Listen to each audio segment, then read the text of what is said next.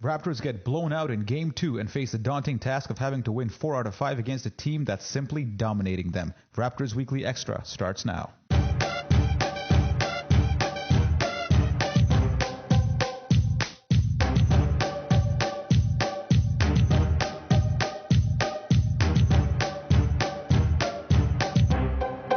Trade analysis for emotion on this post-game podcast as I'm joined by Sam. Sam, who saw Game 2 where the Raptors lost to the Wizards 117-106.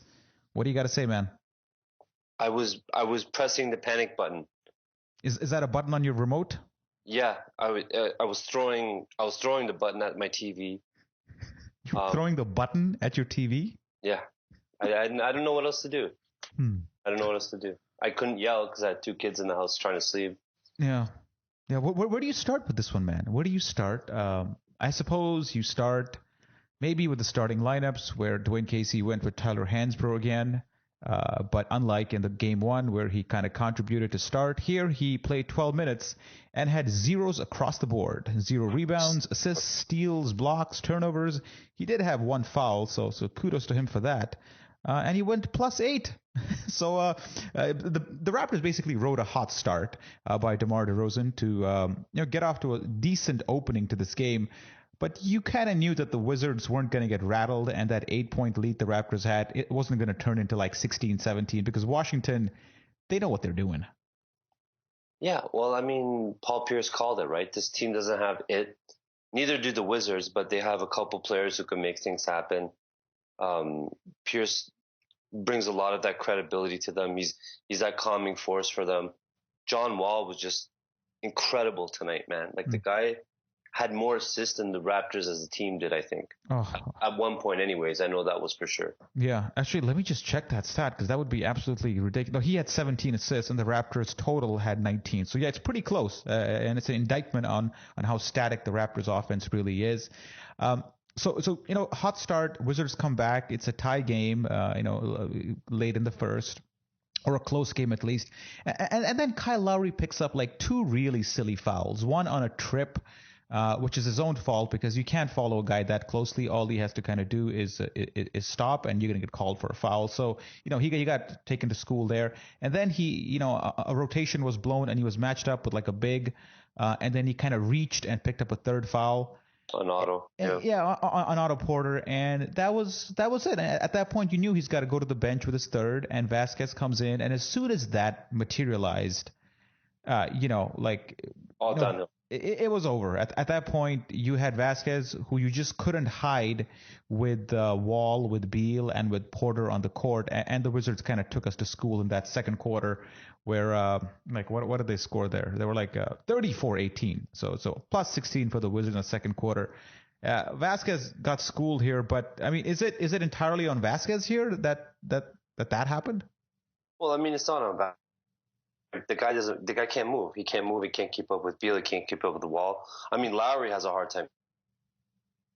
So you bring in a guy who's laterally challenged, who moves in second gear, like that's his only gear. And what do you expect? This Wizards team wants to run and gun. Wall wants to get out. He wants to run up and down the court. Yeah, and I was surprised by that, man. That the Raptors, in comments leading up to the game, they were like, "Oh, we gotta run and gun," because that's not what you want to do against John Wall, who's possibly the fastest end-to-end guy in the league. You don't want to do run and gun.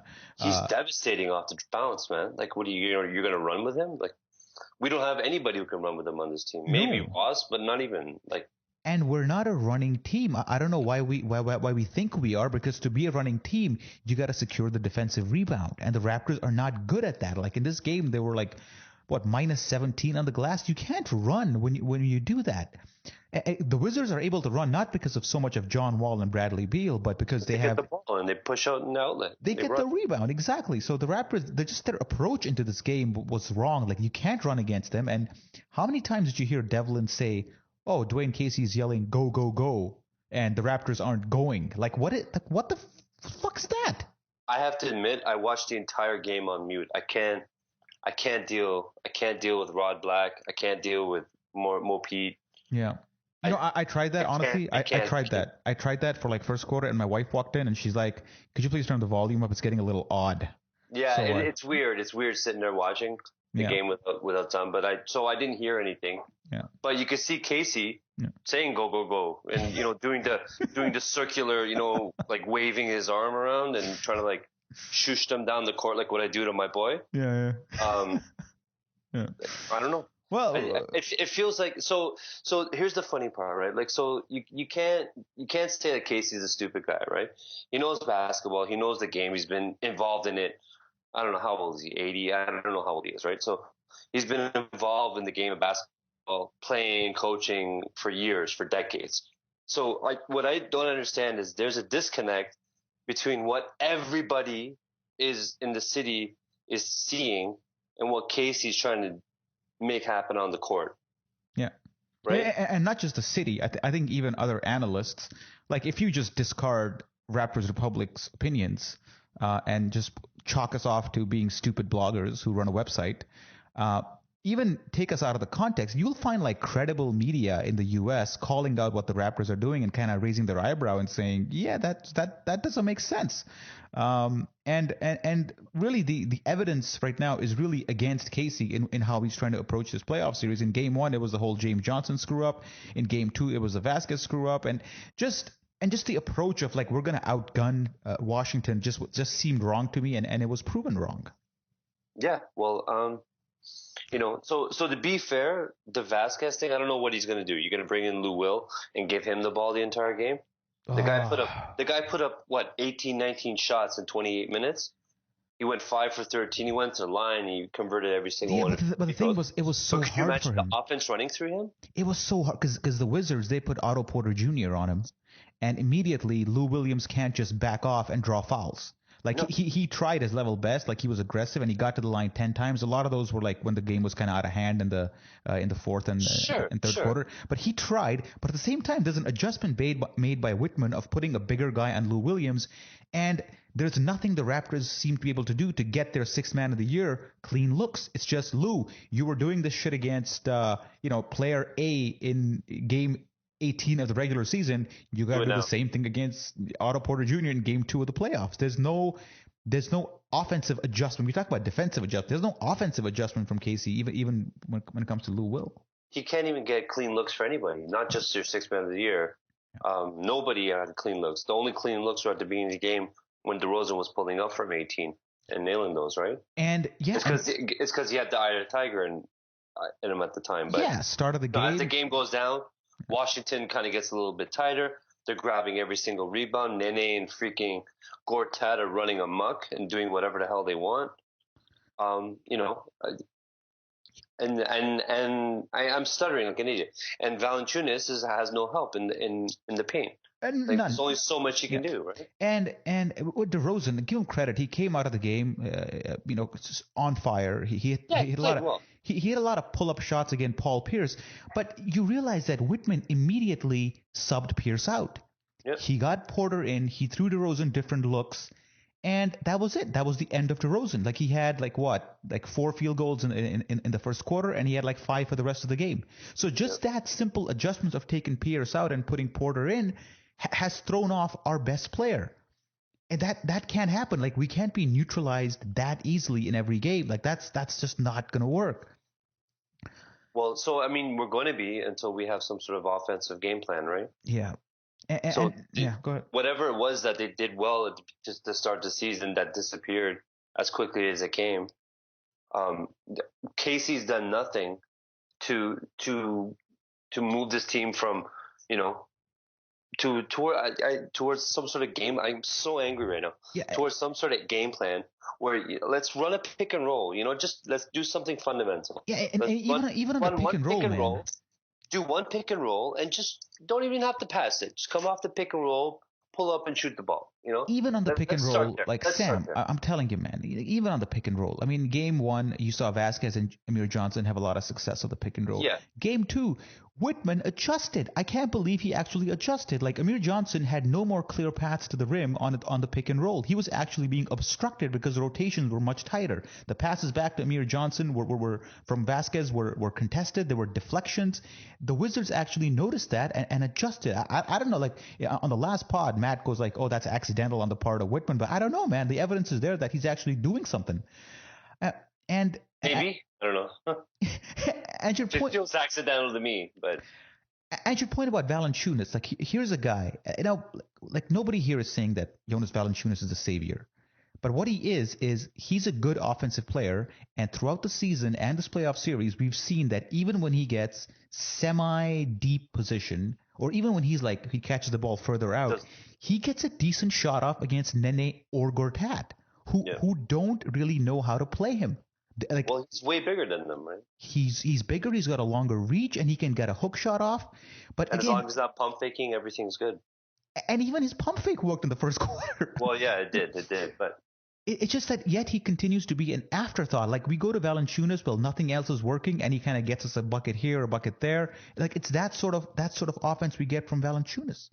And sorry, I'm going on a bit of a rant here, but I gotta make one more point before I hand it off to you. Is that like Terrence Ross was getting ripped by Jack Armstrong, for his defense in this game, and yeah, he had a couple of really bad closeouts, and he looked really bad. All of the closeouts. Oh yeah. But then you got to look at like what has Terrence Ross's development built over the last 3 years. Like he's supposed to be an athletic long wing who has shown, forget about offensive improvement, he has not shown an iota of improvement on the defensive side. And he's supposed to be working under a defensive coach for 3 years coming now. Like what education has Terrence Ross received that has made him a better defensive player than he was when he came into the league? That's an open question. Listener, Sam, go ahead. Nothing, and his shots arguably gotten worse, right? So the best part was, I think it was the Sun. They had an article yesterday about the Raptors' investment in Ross paying dividends now. There's no investment. Like so they're paying his salary, but that's not an investment. Or the playing time. He played a lot of games. He played a lot of minutes last year in the playoffs, right? Who wrote that article? How is it paying off? Like I don't know. So I had to read it twice. I keep reading the headline over. I'm like, this is BuzzFeed click and bait kind of headline. So again, I thought I was taking crazy pills, right? Someone in incredible media makes this kind of statement, and Ross had an okay game last game. Beal wasn't playing well, but I don't know how much of that really had to do with Ross. And today, Beal was just as active. It's just he got a couple good looks early, and that got him going. But I mean, he only shot 12 for 21. He still took a lot of shots, and he missed a lot of them too, right? He's 12 for 28 points. I mean, that's a pretty good healthy percentage there. But it's healthy, but I mean, he was dominating, man. What are you saying? Bradley Beal was slowed down in this game? No, not at all. That's what I'm saying. So I don't know what you do. Like a lot of holes are being poked into this team, and it's just all right. So Casey, let's say he makes an adjustment. Who do you bring in? James Johnson. You play. Maybe Patterson should have got more run today. But yeah, let's talk about that. Let's momentarily. So sorry. So before we go, what I'm trying to say is who do you bring in to stop the bleeding? I don't know. I don't know what I would do right now at this point. I don't think you have to bring in a guy. This is a team. This is a roster that does not have any great defensive players on it. I mean, you have Landry Fields as an afterthought. Maybe what's he going to do in a game like this? But I totally forgot he still plays on his team. But I really think it's not a question of bringing one savior who will save your defense. It's about a collective effort. Like, why haven't we tried a matchup zone here? Like other than it's because we haven't run one ever. Like I think we did it last year, but this year the zone has just been non-existent. And I don't know. Like other than Bradley Beal, maybe you want to try something here. I don't know, because Wall's getting most of his buckets at the rim. Yeah, he had a couple of jumpers, but most of his points are at the rim. Let's talk about James Johnson. He comes in. He plays 7 minutes in that weird second quarter. And he has 2 great scores on drives. He gets fouled twice. He goes 0 for 4 from the free throw line. But unfortunately for him, he plays at the same time as Beal and Wall are just killing Vasquez and getting to the rim. So he has a minus 14, and he doesn't see the floor again. Now, we're not saying James Johnson is a savior. What James Johnson is a above average defender who can rebound when you give him the opportunity to. But he plays 7 minutes, and I don't want to get into a whole why didn't James Johnson play talk, but 7 minutes, man? Like, what's the rationale here? Like, what kind of balance is Casey hoping to achieve by leaving a good defender and a good rebounder on the bench when you're getting killed by minus 17 on the glass? It's situational, my friend. It's strategic. It's strategic. It's strategic. It's strategic. He's holding James Johnson and just flirting and alluding to using him and trying to lull Whitman into a brain fart, and then he's just going to unleash him. I don't know. It's just extremely frustrating. But we got to give some credit to the Wizards, man. Who there's been a lot of animosity between the two teams, and with the whole "it" comments, but they've been extremely impressive, from top to bottom, man. So that comment is 100% accurate. So I mean, you can't have any animosity. And it's not even that offensive. That's the thing. Like, all he said was they don't have it. Yeah, we don't. We haven't proven that we have whatever the hell it means. But I just don't know why the media made such a huge deal of that. And it's clearly fueling Washington more than it's motivating the Raptors. Yeah, and it forced Ujiri to make those comments and just made a big deal about it, get fined again. It's just, I mean, do you even know the Washington GM's name? I have no idea. No, I don't know. Right? I mean, it shouldn't be about the GMs. It should be about the players, and it's not. So it's a bit annoying. So you know what? Pierce understands Toronto very well. We have that complex that we're a big city too, and we should be taken seriously. We have a team that was 49 wins, so on paper we should be good, but we're not, and we all know that deep down inside. And he just fed into that. Yeah, they don't have it, and he said it callously, brushing it off, kind of like as an afterthought. And he totally forgot that he said it as soon as he said it, and he walked away, and it caused a shitstorm. Yeah. And it forces every single one of the Raptors players to respond because everybody who has a mic jams one in their face and asks them about it, and the players don't give a shit because they trash talk each other all the time. Well, let's talk about a little bit about the stretch four position. This was supposed to be Washington's weakness coming into the series, a position that they've struggled to defend all year. And in this game, Patrick Patterson 6 for 6. He's had a good game one. He's had a good game two. His effort's been there. Like, you see him getting pinned down sometimes on with Nene in the block, and he gets exploited there. But that's the trade-off you make when you try to when you have a stretch four. He gambles sometimes a little too much.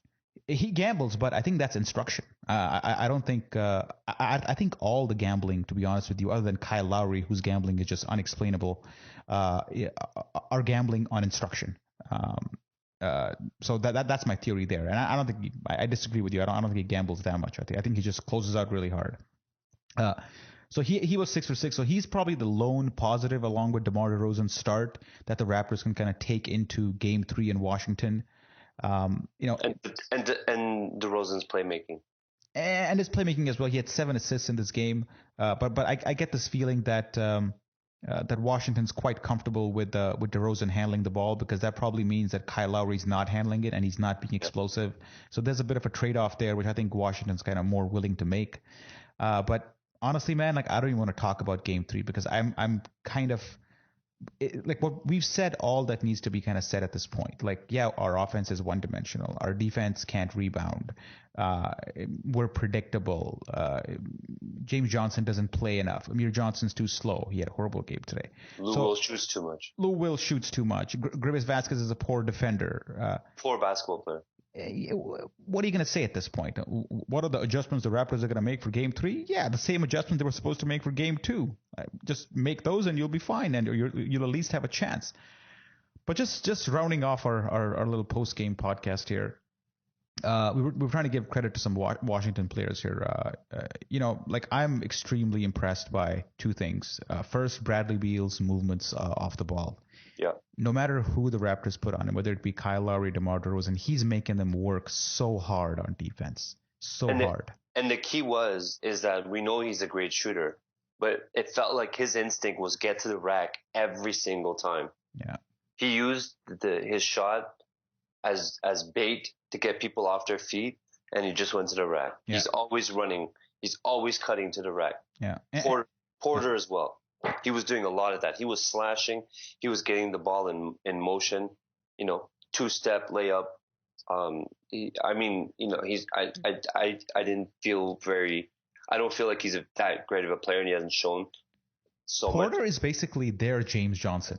Yeah, sure. Who they have integrated really well into what they're trying. His role is very defined. And he comes in and does his thing. I don't see why James Johnson can't have that kind of an impact if he's just given specific instruction. When Porter came in, he was told, "You're guarding Lou Williams.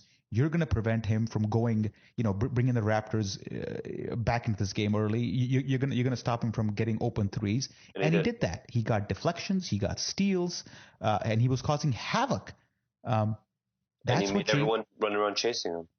Yeah, and that's the kind of player that we should have, and I think we can have with James Johnson, or if Terrence Ross actually gives a shit and tries a little harder and is coached a little better, he could turn into that guy. But right now we just don't have that, and we don't have it. Yeah, we don't. And what we do have is disappointing. Yeah. And I don't want to. Did we let off Kyle Lowry too easily here? Because we shouldn't. Yeah. So I really wanted to go back to Lowry. Yeah. Go ahead. He spent way more energy arguing foul calls than he did playing. Yeah. I don't know if he's injured. It's totally possible because he had some problems down the stretch. But what the F are you fucking doing? Way to hide the F word on that one. I couldn't help it. He took bad shots. Yeah. He looked uninterested. He looked disengaged. He's not running. He's not pushing. He wasn't manning up on Wall. I mean, to be fair, that's a hard thing to do, but at least make him work a little bit. Wall hit some shots from deep, so I mean, he had his shot going, but make him shoot. Yeah. Yeah, and that goes back to maybe playing a little bit of zone and doing something from a team perspective rather than asking one individual to go stop somebody or go figure out some player. You gotta have a plan coming into these games. But I'm just disappointed. So the thing with zone, sorry, I gotta cut you off. The thing with zone is they haven't shown much of it at all for a couple of years now. Yeah. To bring it out right now in the playoffs, it could be way worse, right? Yeah, and the rebounding could be even worse, -17. So yeah. I hear you on that one. Could you imagine Nene running around under rim without a man bodying him up in his zone? I think that's 16, 17 rebounds a game for him. Yeah. Right? Anyways, go. Sorry. Yeah, just on the Lowry thing, just to close this out, is just disappointed in his leadership. You're right, he argued with the officials way too much. His petulance in the way he picked up his fouls was just hard to watch and almost cringeworthy to watch. And you just expect better from him. And there's on his third foul, there's and I posted a Vine of this, is that look at DeMar DeRozan's reaction when Kyle Lowry picks up his third foul. He's just like, what are you doing, man? We're trying to come back in this series and you do that to me at this point. There's a few reactions DeRozan had which kind of indicate his frustration towards his teammates, and that was one of them. And seeing Lowry be the cause of that frustration is just disappointing from a team leadership and just the leadership perspective, man. And it makes Casey's job that much harder, right? So which he's already not very good at. So which he's not already doing a good job of enough, right? Yeah. Well, I don't know, man. I think that's that. I don't know I think we've covered the bases we want to cover at this point. I'm sure there's more to this game, but really, the Raptors were blown out today. They were down by 22 at some point in that third quarter, fourth quarter, and the final score really isn't indicative of what a blowout the fourth quarter really was. No, it wasn't. It wasn't that close. Yeah, and it was an 11-point game. I'm sorry. I called the series Wizards in 6 at the start. I too. Yeah. And I think the Raptors can still win, maybe a game or two, but you just don't see them winning 4 out of 5 against a Washington team that is just too strong on the boards and is too quick and agile at the wings at this point, especially with the Raptors, whose confidence must be really low. A sweep feels really possible at this point. Yeah. I know that's a hard thing to do. The Wizards aren't a good enough team to make that happen, but five looks really doable for them. All right. 6 is, they don't even have to try to win it in 6 at this point, right? They took 2 in our house. Can we start a Casey watch? Um, yeah, Like I think so. this smells like the Sam Mitchell situation I all think over so. again, right? I think Doesn't so. it? I think the 2 games we have lost is I don't know if you can blame it all on the coach, but certainly No, you game can't. 1 You can't. you Lowry can. didn't show up. No, you can't. Yeah, you Lowry can't. didn't. Yeah. Lowry hasn't shown up yet. Yeah. So your all-star point guard hasn't shown up. He's got what 13 points and like 8, 12. I don't even know what it's. He's playing like crap, right? Yeah. So like I mean, Casey could be Popovich at this point without your best player. Yeah. It's really hard to win. So Yeah, his anyway, players hasn't shown up. He has made some errors, but hey, let's shelf the KC discussion till after the season, which hopefully isn't over in 2 games, but the way things are going, it sure looks like it. yeah. And with that, we end the pod. We'll see you guys after Game 3, which is Friday night in Washington. So we'll have a pod right after that, and hopefully we'll be talking about a win. Until then, goodbye.